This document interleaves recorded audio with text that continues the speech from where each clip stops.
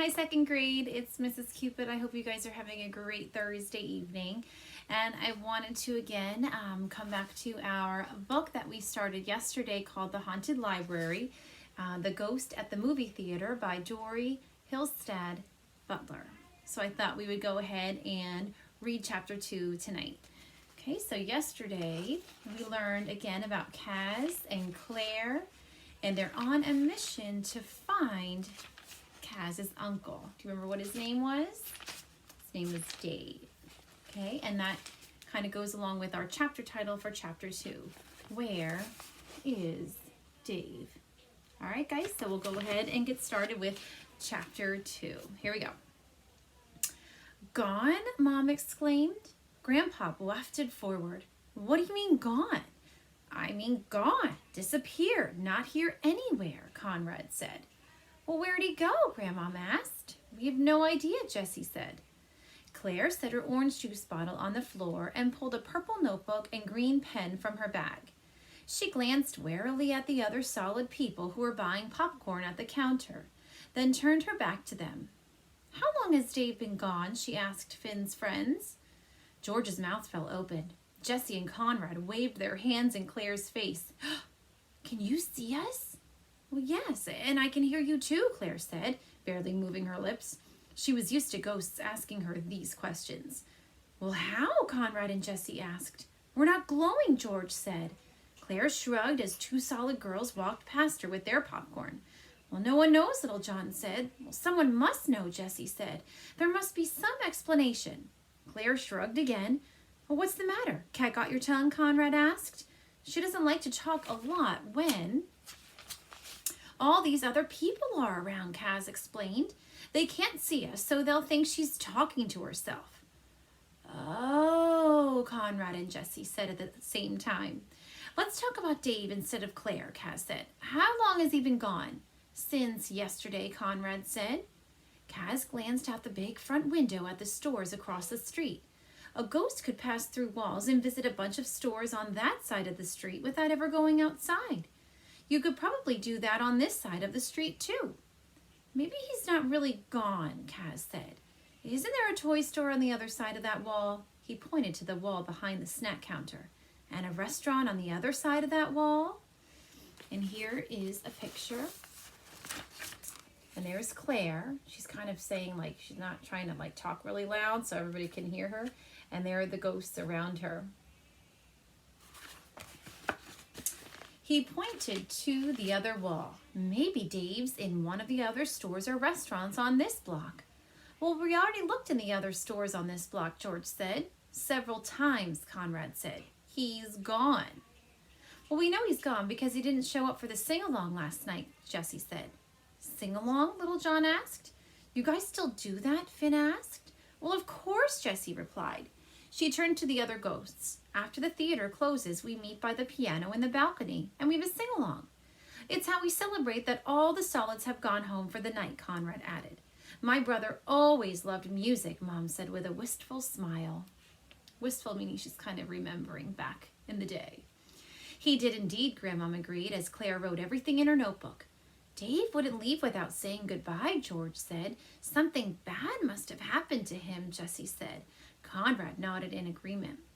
Maybe he accidentally passed through the back wall, Finn said. If you pass through the back wall, you don't end up in another store. You end up in the outside, in an alley. Well, that's what happened to me. Tell us about it, Pop said to Finn. Well, Finn said, looking a little embarrassed, I was making faces at the solids before the movie started, just for fun, and I sorted back through the wall into the outside. The wind blew me into a packing and shipping store across the alley. I tried to swim back over here, but the wind was too strong. It blew me up and over all these stores. I ended up at the library for a while, then Eli's house, and that's where Kaz and Little John found me. Maybe the wind blew Dave to Eli's house too, Little John suggested.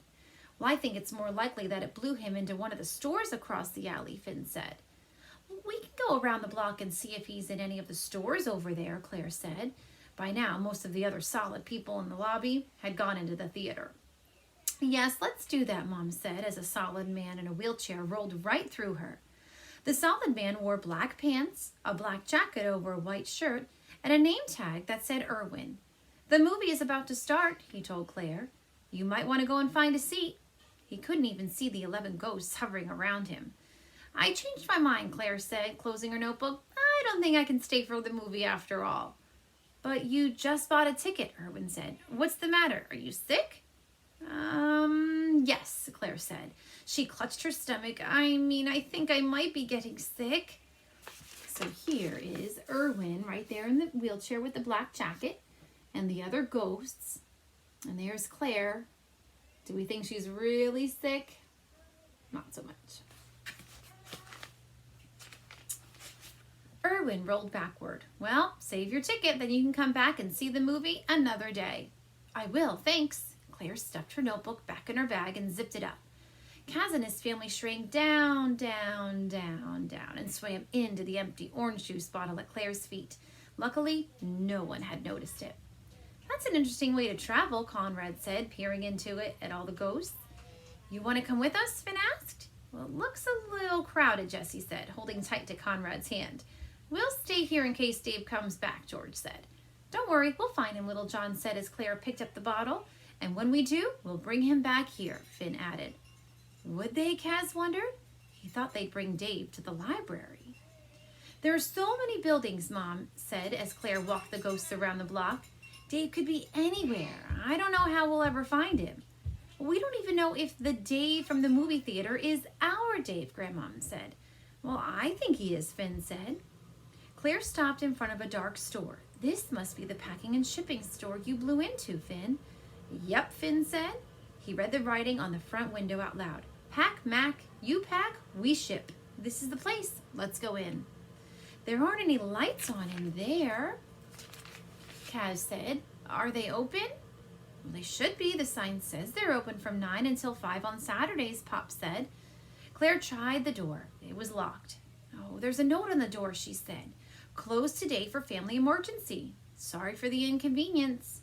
Oh, that is really inconvenient, Finn said with a huff. Well, Claire can't go inside, but if she puts the bottle a little closer to the window, the rest of us can go in, Little John said. That's true, Finn said, looking more hopeful. In fact, we can pass through the walls and search all the stores on this block. There's a bakery at the other end of the block, Claire said. I'll meet you down there. Are you sure the bakery's open, Kaz asked. Claire craned her neck. Yes, I can see the lights from here. Oh, then let's go, Little John said. Claire held the bottle up against the window, and one by one the ghosts passed through the bottle and the glass window and went inside the packing and shipping store. Kaz and Cosmo were the last ones through. See you in a little bit, Claire waved goodbye, then skipped down the street. Hello, Dave? Are you in here? Finn called as the ghosts spread out around the store. There was a large counter in the middle of the room. Brown wrapping paper, packing material, and boxes of all different sizes and shapes lined the shelves. Finn and Mom swam into a back room. Kaz, Cosmo, and Pops floated along the dimly lit shelves. Little John poked his head into several of the boxes. Grandmom and Grandpop passed through the cabinets that lined the back wall. And here's a picture of Little John trying to peek through the different boxes, and Kaz and his dad. None of them found any other ghosts. Let's try the next store, Finn said, when he and Mom returned from the back room. He led the others through the side wall and into a fancy restaurant with white tablecloths and gold candles on all the tables. There were no other ghosts in there either, so Kaz and his family continued on to the hardware store. Then a bank. The last store on the block was the bakery. Claire was already there when Kaz entered through a side wall. Claire was talking to a man who wore a white apron around his thick middle and a tall hat on his head. He stood behind a glass case that was full of cookies and cakes and donuts. A rack of cookies cooled on the counter behind him. Oh, yes, said the man in a serious voice. We have a ghost in here. You bet we do. I wonder if that's Dave. And that's the end of the chapter, you guys. Our next chapter is titled Another New Ghost. That's our chapter title for the next time.